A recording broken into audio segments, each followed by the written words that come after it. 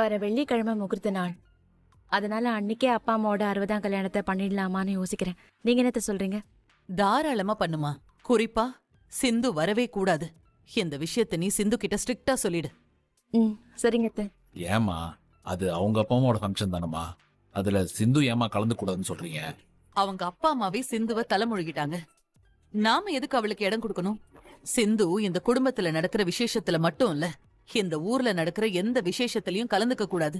இப்பதான்க்கா நீங்க சிந்து விஷயத்துல சரியான முடிவு எடுத்திருக்கீங்க. வீட்டுல எந்த பொருளையும் பயன்படுத்த கூடாதுன்னு சொல்லிருக்காங்க. பரவாயில்ல, கொஞ்ச நாள் தானே, நான் கேணிலேயே தண்ணி அரைச்சுக்கிறேன்.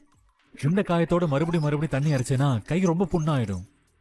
நீ வா, நான் உனக்கு ஆயின்மெண்ட் போட்டு விடுறேன். ஆயின்மெண்டா? அதெல்லாம் ஒன்னும் வேணாம் டாக்டரே, சின்ன காயந்தே, தேங்காய் எண்ணெய் போட்டா ஆறிடும்.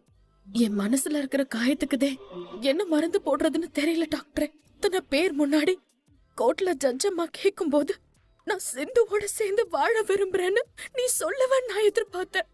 ஆனா அன்னபூர்ணி பெரியம்மா சொன்னாதே நான் சிந்துவை ஏத்து பண்ணி சொல்லிட்டேன். அந்த நொடியே நான் செத்துட்டேன் டாக்டர். உன் மனசுல நான் எந்த இடத்துல இருக்கேன்னு எனக்கு நல்லா புரிஞ்சிருச்சு. உசுரா நினைக்கிறவங்க நம்மள உசுரா நினைக்கணும்னு எந்த சட்டமும் இல்லையே.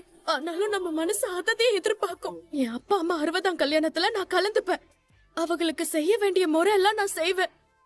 பாரு சிந்து, பெரியம்மா சொன்னதுக்கு அப்புறமும் நீ அங்க வந்தேனா தேவையில்லாத சங்கடம் தான் வரும். அதை சொல்லிட்டு போக தான் வந்தேன். பைரவி, காலையில ஒரு விஷயம் கேள்விப்பட்டேன். அதை கேட்டதும் ரொம்ப சந்தோஷமா இருந்துச்சு. நீ அம்மா அப்பாவோட சஷ்டியத்தை பூர்த்தி ஃபங்க்ஷன்ல கலந்துக்க கூடாதுன்னு அன்னபூர்ணியத்தை ஸ்ட்ரிக்டா சொல்லிட்டாங்க. ஏன் அப்பா அம்மாவோட சஷ்டியர்த்தி பூர்த்திக்கு வரக்கூடாதுன்னு அன்னபூர்ணி அத்தை எதுக்கு சொல்றாங்க? அம்மாவோட 60ஆம் கல்யாணத்துல கலந்துக்கிட்டு செய்ய வேண்டிய முறையெல்லாம் செஞ்சுதான் தீருவேன். நான் யார் சொன்னாலும் கேட்க மாட்டேன்.